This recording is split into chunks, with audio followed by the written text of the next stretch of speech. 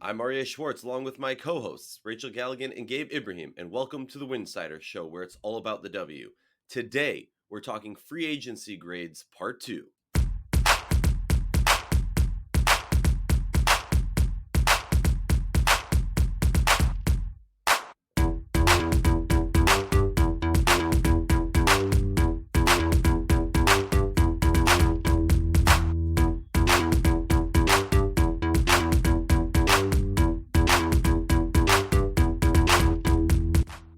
If you like our show, please consider joining our Patreon community. For less than a cup of coffee a month, you can directly show support for the hard work we do covering the W. We're talking free agency grades part 2.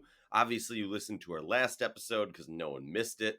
And now we're hopping into the second half of the league. Gabe, take it away.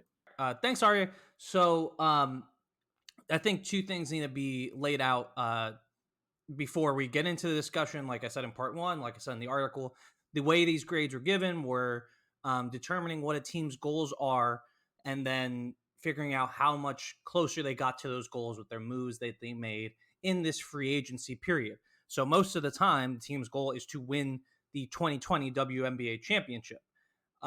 In some cases, that's not true. And where that is not the case, I will let you know. But it's with their goals coming into free agency.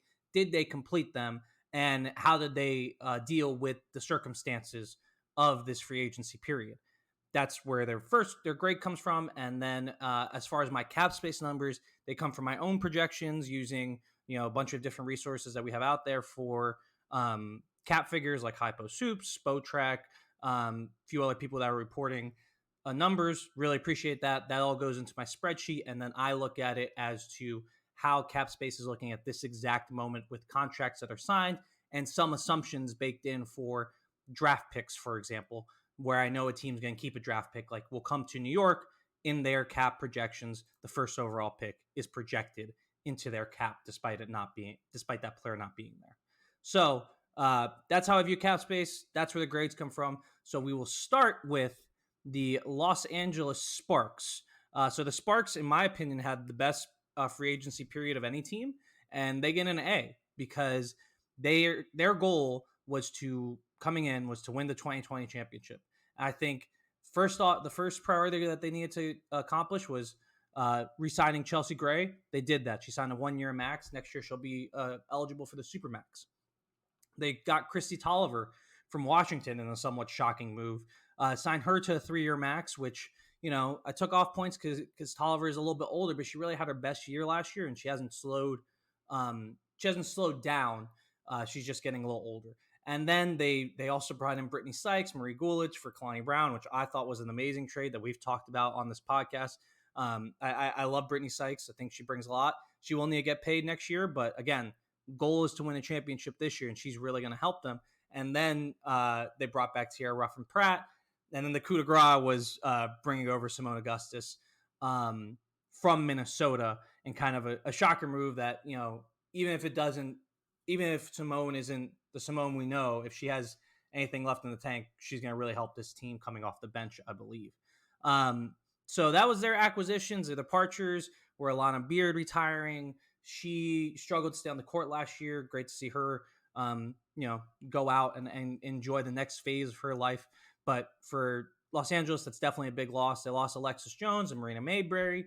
And they also lost Kalani Brown. But really, when you look at it, they brought in Christy Tolliver, they re-signed Chelsea Gray, and they brought in Simone Augustus. Those are 3 moves that pushed them so close to the title that, to me, they are the favorites. So to me, they get an A, especially after the end of the season that they had last year. Yeah, I agree with you. I'll go first on this one. I give them an A also. Made positive moves to bring them closer to a championship. We could obviously debate if we think Connecticut or them are closer to it. And I think for obvious different reasons, but nothing that comes out of a free agency grade, nothing that came out of free agency except steps that I believe brought them closer. Yes, they lost a few young players that had some growth opportunity, but besides that, I mean, they gained better players and they put themselves in a better position to win a championship. Now, obviously, this isn't exactly something that we'll talk about in this episode, but for me, I'm looking now and going, okay, if Fisher can't get it done with this roster, you got a lot of questions about what he's doing as a coach in this league. Obviously, He's already had the spotlight on him during his tenure as a coach in this league, and I'm sure that's not going to change this coming year. But I do agree with you completely that this is a team that made positive steps towards winning a championship. Rachel, your thoughts? Yeah, it's really hard to knock, the Los Angeles Sparks in their offseason. I mean, they've made probably arguably the most noise in terms of just one, the volume of moves, and then two, the names that they've been able to acquire this offseason. I mean, it's just been really an aggressive free agency period, which I love. The way things ended in 2019, it was unfortunate because we know how talented this Sparks roster is, but there was some drama and there was a little bit of locker room question mark issues, and I think you really address these concerns. We're not going to get into the front office. They're still technically not a GM that's been hired since Penny Toller was let go, but really aggressive moves in terms of just locker room and leadership. We talk about Chelsea Gray. Obviously, she's dynamic. She's explosive. She's so fun to watch, and one of the probably the funnest players to watch in the league. But you bring back Christy Tolliver, who's an experienced vet. She's won championships. She's experienced with this franchise and these teammates, and you bring in Simone Augustus. So we could talk about that at length in terms of her career and the presence that those two will bring from a locker room. Standpoint, I have to imagine has to be a huge shot in the arm for a team that had a lot of question marks, and obviously a team that has the most talent on the roster. I mean, like you said, if they're not able to go be up in the front lines of this in contention in 2020, I'm going to be completely shocked because, I think they made all the moves they needed to make, and I think an A is exactly warranted. Well, I think the part that you guys both mentioned is that kind of this is the year. That's 100% true. I mean, they have to get it done in 2020. They have a lot of people that are going to be free agents next year. Basically, everyone I mentioned besides Tierra Ruffin Pratt and Christy Tolliver are not have no don't have a contract going after this season. So it's going to be tough to retain this team or even the core of this team after this year. So this is what they did this offseason was they went all in on 2020, saying 2020 is the year that we are going to win the WNBA championship.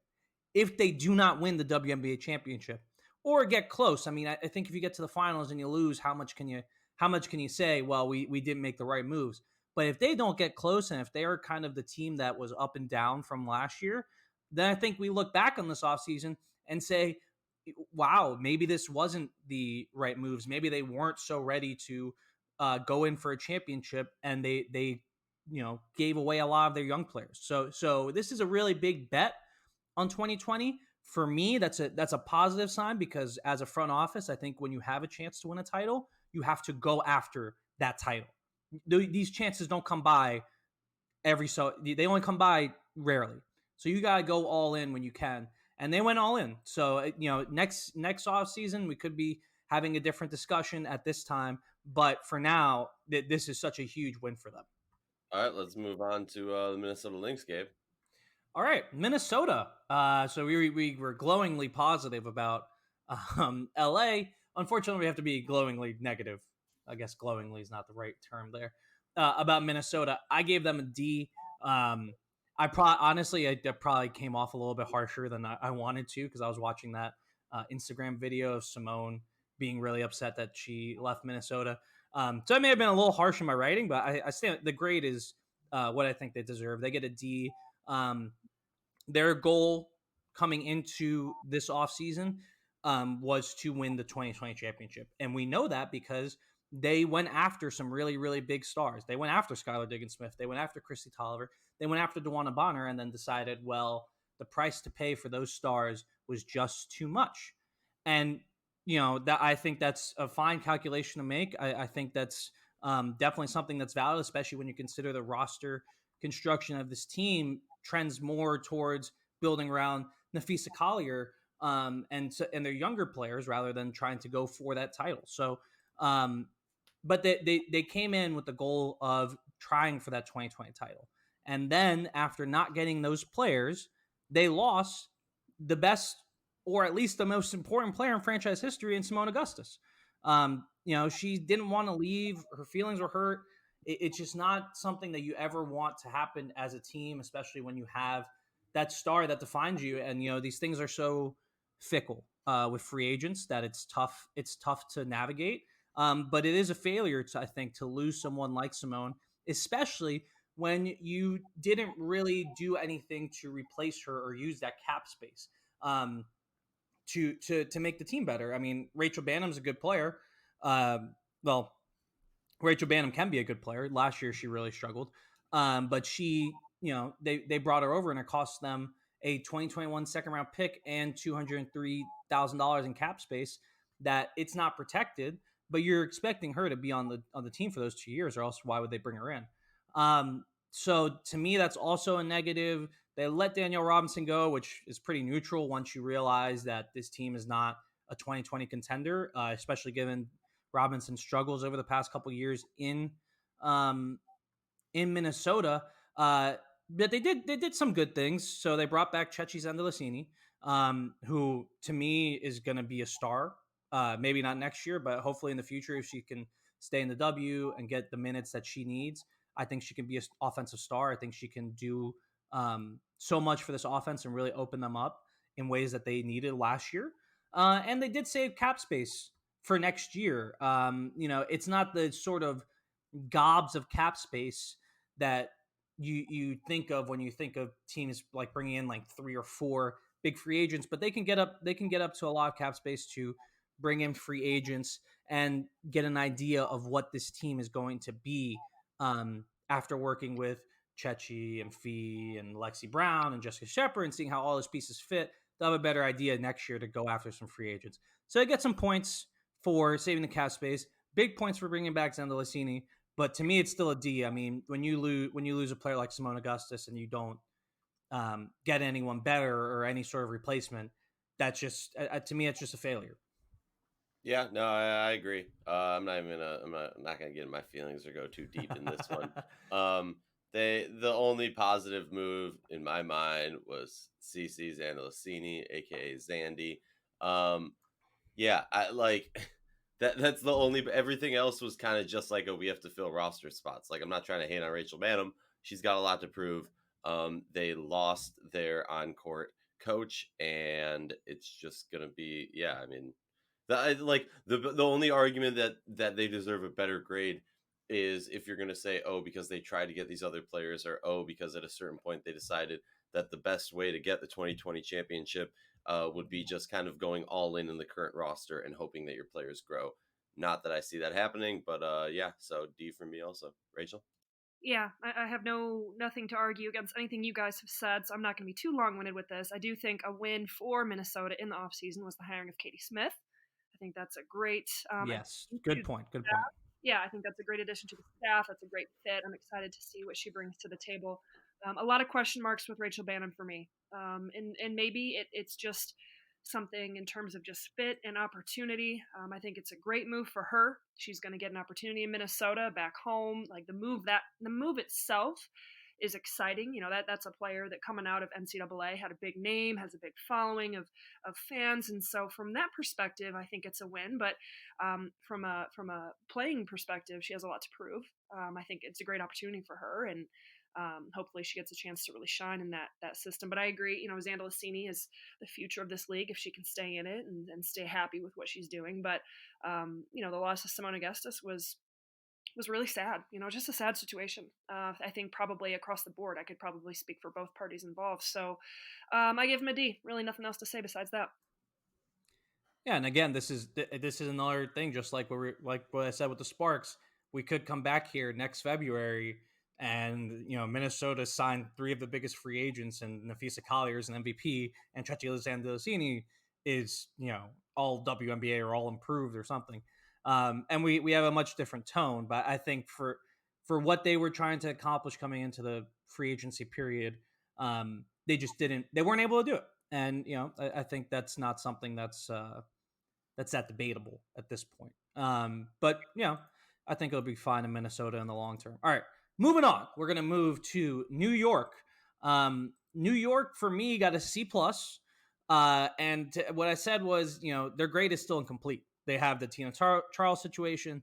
They have Rashawn DeGray, and Nayo Rankok Ekunwe. I gotta learn how to pronounce everyone's name better. But they have those. They have the Gina Charles situation hanging out there. They have those 2 reserve free agents that were a big part of their team last year and can be a big part of their team going forward. So it's not. This is kind of an incomplete grade, but I think it's a C plus for bringing in Marine Johannes on a 2-year contract. That's a huge win. Usually, you see reserved players, just take the minimum deal or take a training camp deal and come for 1 year. But New York really believes in Marine. I think I see a lot of, like we were talking about Chechi. It's that these young European players who have been pros for a long time, they really understand how to play the game. They can come in and make an immediate impact, and that's exactly what Marine did last year. She was one of the best spot up shooters in the league as a rookie. So that's a huge plus for me. I was more neutral on the Laisha Clarendon signing. At first, I thought it was a bit much. But then, as you see other contracts go out around the league, that seems like the average price for an average player. And certainly, Laisha has been better than an average player, but she's also been somewhat of a zero when she can't play. And last year, she had a freak foot injury. She's dealt with other injuries in the past, but she's still pretty young. So I'm not as out on that contract as I was once we saw other players get the contracts they got, and on whatever Laisha's going to bring on the court, she's definitely going to bring a lot off the court as well, to mentor their players, their young players on this team, as this team is still in a rebuilding process. So they get a C plus because it's incomplete so far. We got to see what happens with Tina Charles. We got to see what happens with those reserve free agents. And of course, we have to see what happens in the draft. They have the number 1 pick in the draft, and that's going to define a lot of their offseason and their season generally. So we're still in a sort of incomplete mode with New York because of what they have. Incomplete or not incomplete, I'm dropping them to a D, my man. I just I like the Marine Johannes signing. Other than that, did they do anything? You know what I mean? I view them in the same boat as the Lynx. Not necessarily that I'm saying that they were in talks of trying to, they maybe missed the swing on some big name stars. I just don't see them taking any real steps, any viable steps closer to a championship. Obviously, getting the first round pick, the first pick in the draft, I kind of just chalk that up to, okay, you better get someone good, otherwise it's a bust. And I think we all know who they're going to get. For me, yeah, I just view this as a situation D. But For me, I feel a little bit differently. I'm gonna give him a B. all right. I was a little bit critical, kind of like, what are we doing? But when I stepped back and I really took an aerial view of kind of what's going on here in New York. One, I think there's a lot of off the court factors that are really exciting. It's a great time to be a part of. A lot of change, new coaching staff. And this roster has a lot of potential in terms of, you talk about Asia Dur, you talk about the number 1 pick. I love Johannes. I mean, we have not talked about her a lot.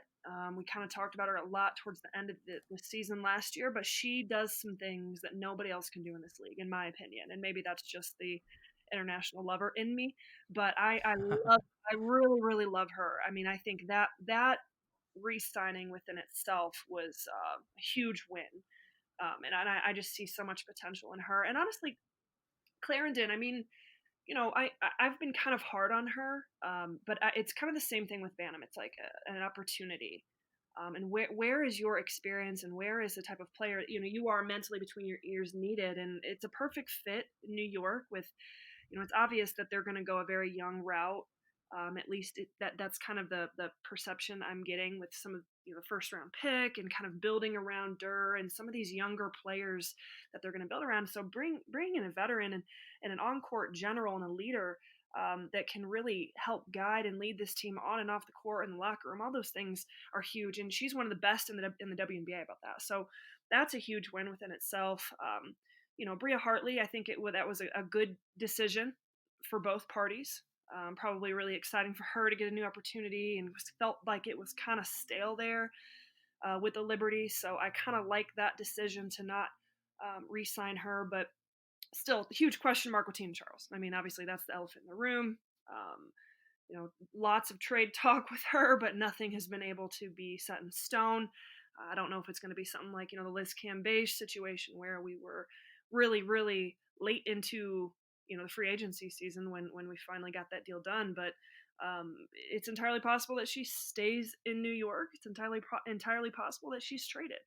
So we're just gonna have to wait and see with that one. But I'm not as hard on New York because I don't look at this as like this is a team that's trying to win a championship this year. This is one, a new staff, getting their arms wrapped around kind of what's going on. Some of these young players building, like a 3-year plan type of perspective, and these were just kind of the first couple of moves with it, and I like them. Not overly aggressive, nothing mind blowing or gonna blow the roof off or anything, but I do think, at least at this point, really solid moves and solid moves to build around. Right. No, I totally agree with all that. And I forgot to mention the Bria Hartley passing on Bria Hartley. I mean, obviously she was a big part of what they did last year. She's a really good player, but at the contract that she got, she just didn't make any sense for them, especially because they'll have a ton of cap space next year. They'll have a ton of cap space next year to go bring in, whatever veterans that they think need to be on this team. And especially once we see whoever their first overall pick is, we have to see how she fits in, and who wants to potentially play around her, who makes sense around her. But Ari, I did want to ask you, what was the alternative for New York? Because the reason I gave Minnesota a worse grade than New York was because there was a clear alternative in Minnesota, which was, bringing back Simone, not trading that second round pick for Rachel Banham. And if they had kept the status quo more and just not done anything, I would have given them a better grade because I really like Chechi.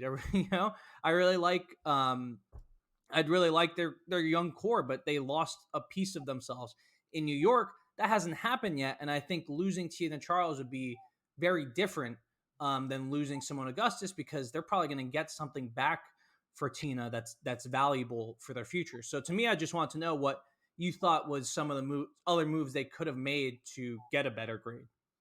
I mean, first of all, I'll argue that Tina Charles has a lot more left in the tank than Simone Augustus, just as far as like giving day in and day out contributions to the team. And I know Right. the advanced stats folks will argue about that or not be so happy about that. For me, it's just like I didn't see them take any steps forward.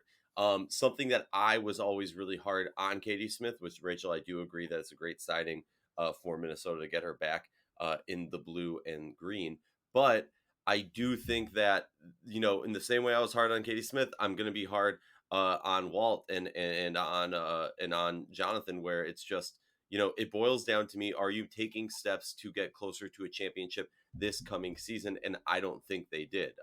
No, you can definitely flip it and argue that, oh, well, short of re-signing any of the big superstars, what can you do? But I would argue that there are a good amount of middle of the pack players. Like, for me, re-signing players doesn't give you as big a boost in the grading as it would be to bring in somebody else, especially just with how this team played last year. No, yeah, and I also didn't think that their goal coming into this year coming into this free agency period was to bolster that 2020 title odds. I thought it was to bolster their down the road odds of winning a title because this team is so young. But I understand that re-signing players is just kind of not. It's not as big of a move necessarily because you're keeping the status quo. No, so I understand that. Those are great points, Aryeh. Great points. Yeah, I mean, like also, especially like when you're talking about reserve players too, like players that you basically have right of refusal on, like that just knocks it a little bit more. I mean, I don't get me wrong, big fan of MJ, big fan. And I agree with everything you're talking about with her and Zandy and all that jazz. I gotta see some steps before I give anything better than a D, I guess. Right, and to to put a fine point on it though, there is a difference between signing Chechi and signing Marine. Is that Marine got a 2-year contract and she got it at the 3-year vet minimum, which it requires buy-in from both player and organization organization buying into the player being a part of their future and player buying into the organization as part of their future. So I think there's less risk for New York in their signing of Marine rather than in Minnesota's signing of Chechi, because Xander Lassini could come over here, have a massive year, and then decide, well, I didn't want to be in I want to be in Minnesota next year, and I'm not coming over, or other things like that. Whereas in New York, she is here for 2 years. She's going to play for 2 years in New York unless they cut her or whatever. So it's fine points, but I was interested in what you were thinking was on their grade. Okay, we gotta move on. Phoenix. All right, we're on to Phoenix. This was a really tough team to grade. They're the second toughest behind Connecticut for me. I gave them a B minus. Obviously, you have to start with them losing DeWanna Bonner. That's a huge loss. DeWanna Bonner is a superstar in this league. It seems like they wanted her back, because who wouldn't want DeWanna Bonner back on their team? But she wanted a new experience, and they did a really good job of, working with her, making sure that they could get something that they wanted out of her leaving, even though that she didn't have to do that for them. She could have gone to Connecticut and signed the mini max, but she wanted super max. The team wanted value back for her. They did a great job coming together on that, but still losing Bonner is a huge loss. But they kind of just replaced her with another superstar in this league in Skylar Diggins-Smith, who fits great around Brittany Griner. I think that's going to be an amazing pairing. I think there's a lot of different ways to use Skylar, Brittany, and Diana Taurasi.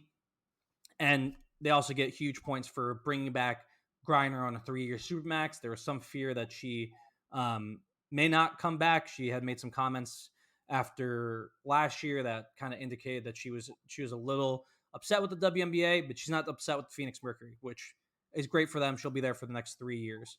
So all that's really positive. I also thought acquiring Jessica Breland and Nia Coffey for Brianne January, great move.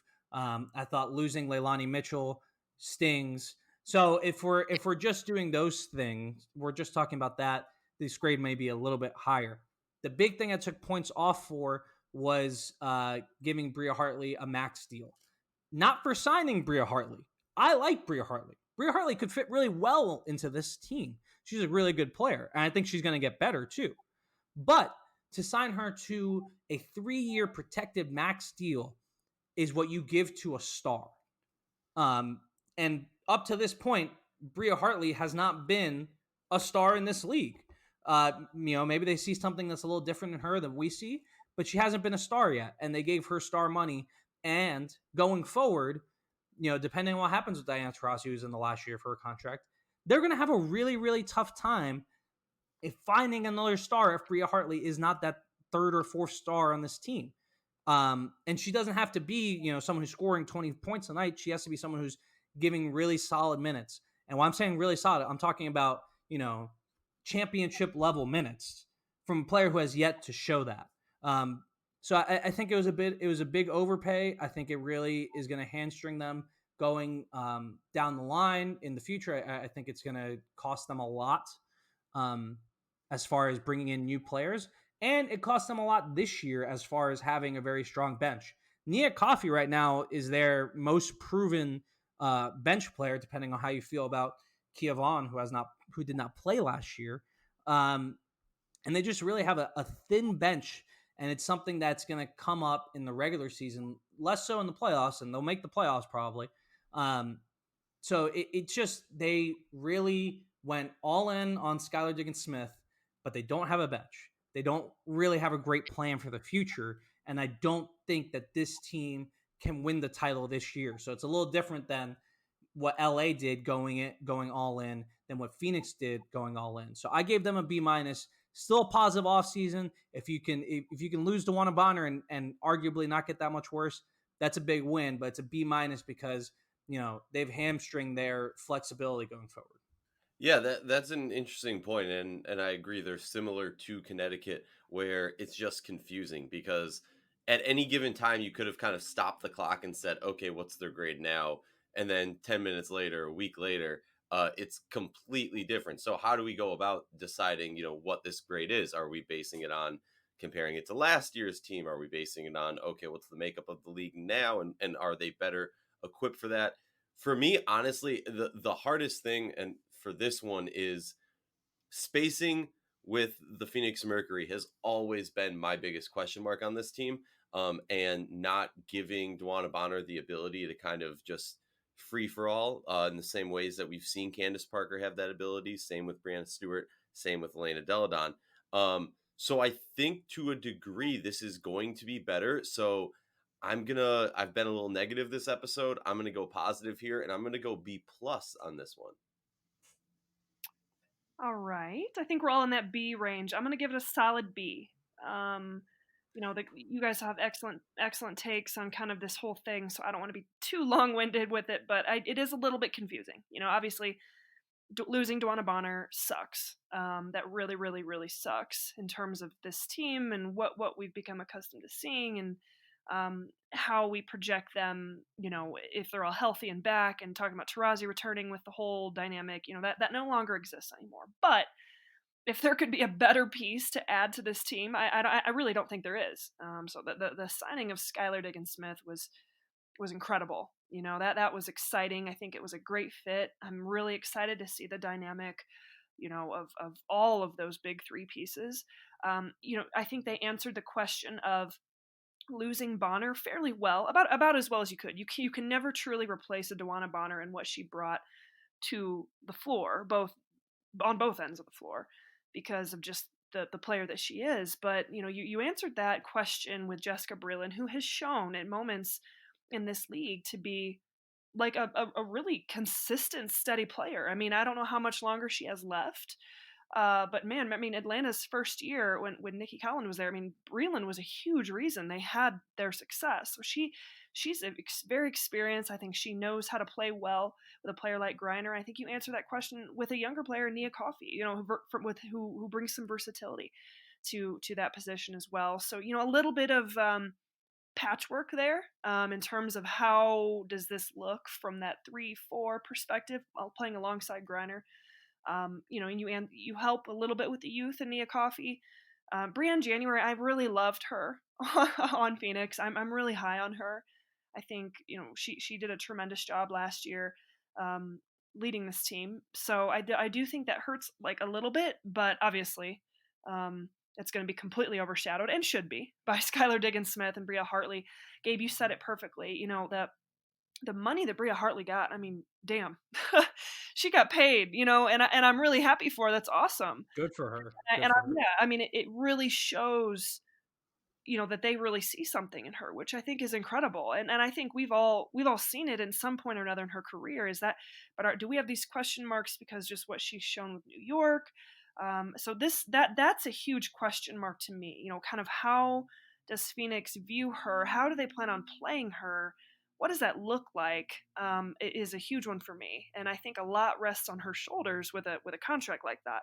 But at the end of the day, it's solid. It's good. You have some really groundbreaking, blow the roof off, moves in Skylar Diggins, and then you have a detrimental loss in Bonner. So it kind of evens itself out. But overall, solid. I think they answered some questions, but at the same time, they left some questions. So I give them a B. Yeah.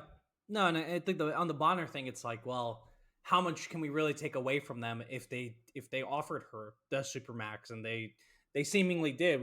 That's what it seemed like when Sandy came on the podcast, what, a week ago, 2 weeks ago, and she was talking about how they wanted Bonner back. So yeah, I didn't take too many points off for losing Bonner, and they did a good job. So yeah, a B minus, for them. Moving on to the Seattle Storm. So I gave them a B minus as well. I kind of said it's because they didn't do anything. I'm gonna actually downgrade them because I saw Epiphany Prince's contract is worth $115,000 in 2020. And I think Richard Cohen on his latest thing for her hoops stats, he mentioned that if they had just signed her for like $2,000 less, they'd be able to fit in their first round pick, which is going to be 11th. As it stands right now, they can't fit in both Prince's contract and that that 11th overall pick. So right now they just can't keep the 11th overall pick, which is not a big deal if they're bringing in their draft pick from last year. But that is a detriment. So I actually knocked them down. I guess I had them at a B minus, so they're at a C plus.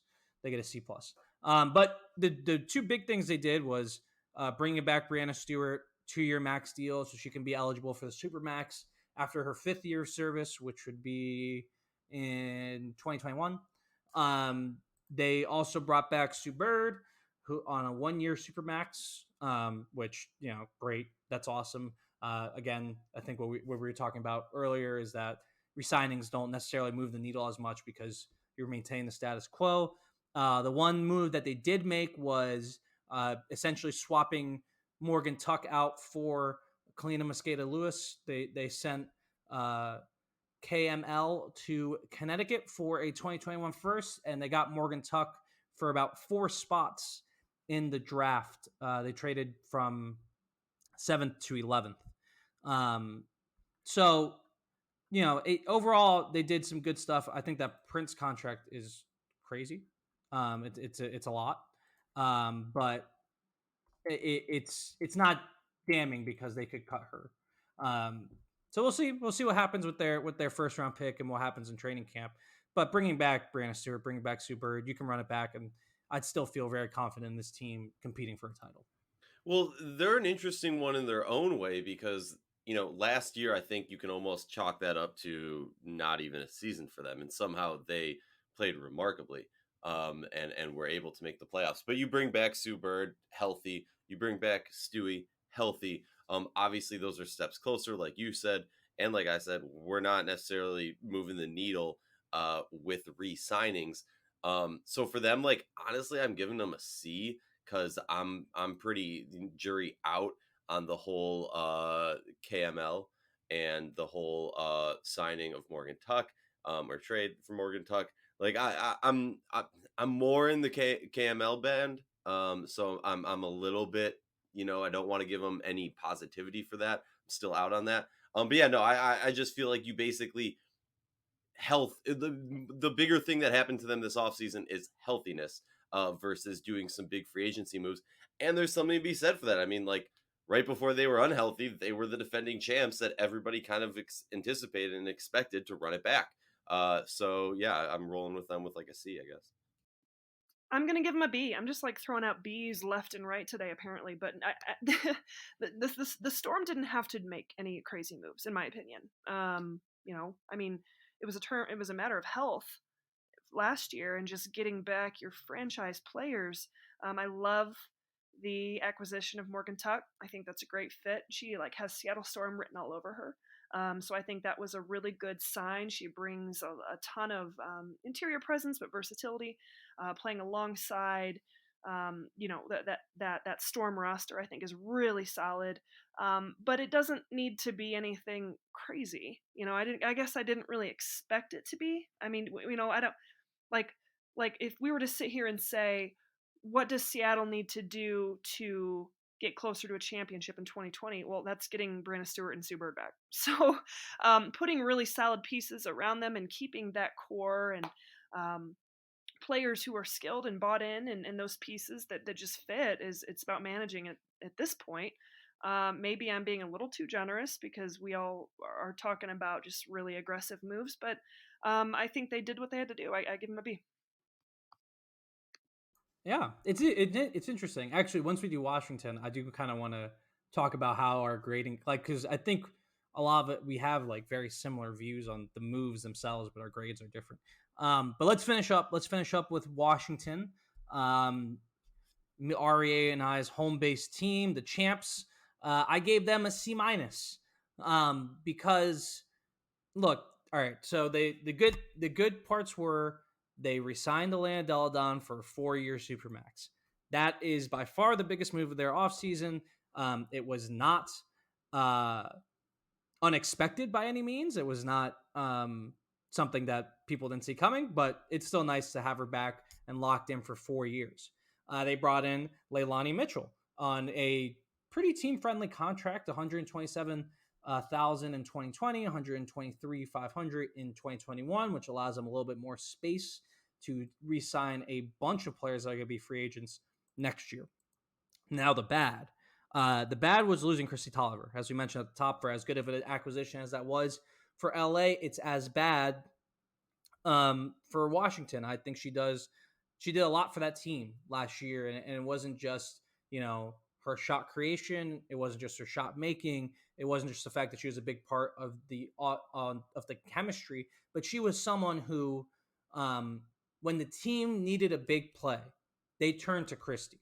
Whether that big play was making a big shot, was making a big pass, was trying to do something crazy that led to a turnover. It's she had an unpredictability about her, but in those big moments, that team really trusted her. So to me, it's a huge loss to their 2020 title chances, losing Christy Tolliver. I understand why they had to let her go. She had a 3-year max contract in a different place, and it would have really impeded their chances to sign those players that they need to sign next year, which includes Latoya Sanders, Natasha Cloud, Ariel Powers, Tiana Hawkins, Shatori Walker-Kimbrough. Like, this is a lot of players that are going to come up without a contract next year. So I understand why they couldn't bring back Christy, but there's no doubt that it's a blow to their 2020 title odds. The second demerit that I gave to them was for Emma Miesemann, which again, this isn't their fault, but she only signed a 1-year deal. Emma, she's taken a year off in the past. She signed the 1-year contract to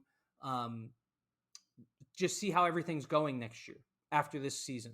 I don't know what that means. None of us know what that means. She could just be deciding if she wants to continue playing professional basketball. She's been playing for a very long time. She could be deciding whether she wants to play here in Washington or go to another team after next year. Or she could even be deciding to go back to play in Europe, where the money might be better. And especially with the prioritization clauses in the new CBA, it could be a problem for her to have to play in both leagues. So she may have to pick one. So it's really scary.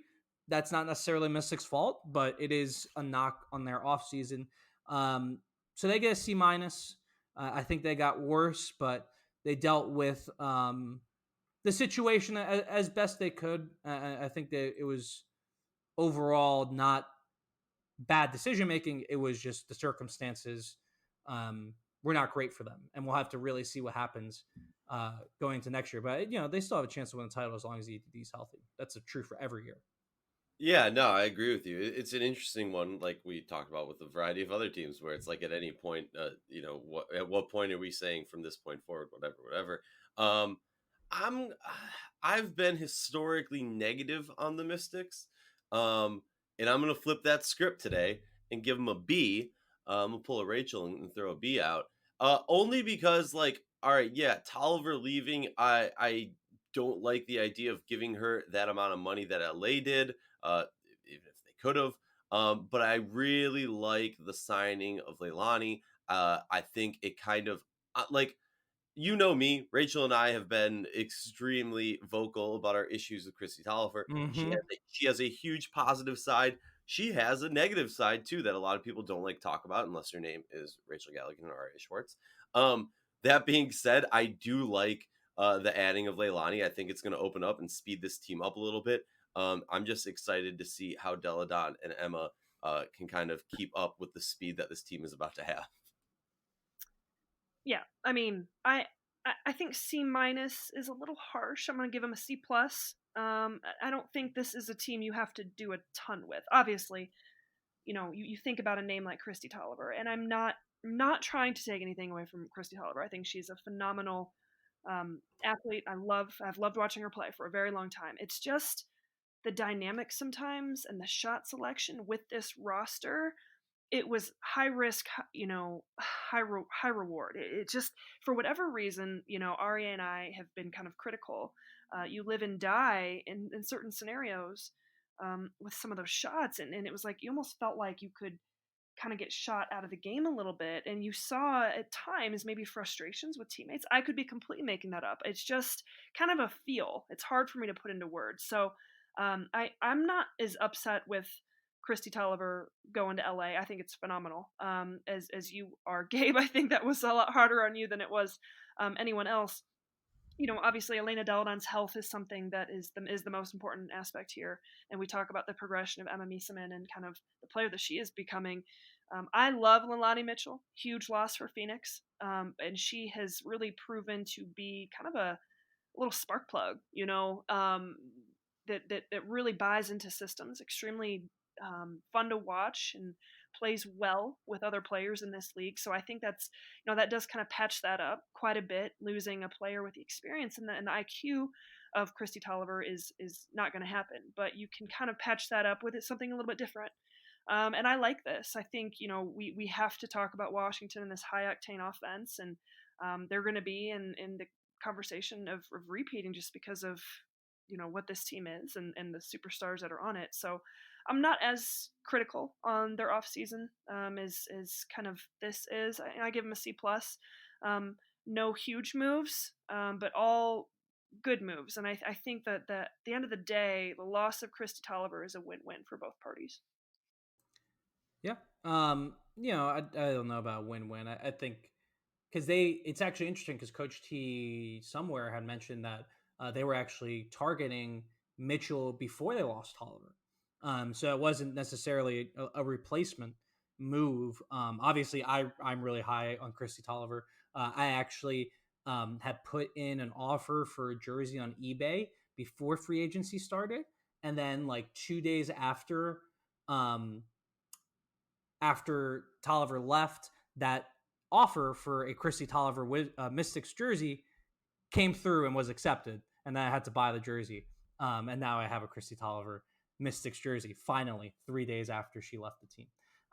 But regardless, the issue for me was, I think the differences in our grades are due to our differences in like philosophy of grading, which I found really interesting. Absolutely. So if we could, indulge me for a second here, but I gave them a C- because the way I look at it is a C is neutral. If you do nothing, Indiana, if you do nothing, you get a C because that's, hey, we didn't get worse, we didn't get better, we didn't do anything detrimental, we didn't do anything great. You get a C. So for Washington, it's like, well, losing Christy Tolliver knocks them down, makes them worse, but the other stuff kind of pushes their grade up to where it is, a C plus. So I thought it was really interesting to see like how we all viewed each offseason differently, even though we kind of have similar opinions on the moves. So I want to keep track of that. I think we're gonna come back at some point in the season to check on these grades and talk about how we feel about these off seasons after maybe the midpoint of next season and after the end of next season, to kind of look back at and see, well, this is where our grades faltered, this is where our philosophies were different, and this is why maybe we want to change our grades going back. So I thought this exercise was really fun. Yeah, no, it was super interesting. It's also it's each team is so complicated in its own way, Right. that it's we're definitely going to have to reevaluate it midway through the season, or maybe after the draft, and then again during the season. It'll be an interesting one. It's also, honestly, it's one of those things that even probably next year we'll have to reevaluate, because this, with the new CBA, I do strongly believe that this was kind of a pilot run, a test run, as you were, for how free agency is going to be in the future, and what we're going to see in the future. Well, as we always say, we believe the players of the W and its community deserve the same in-depth analysis and respect that men's sports receive on a daily basis. With that in mind, please consider joining our Patreon community to help support us and the hard work that we do.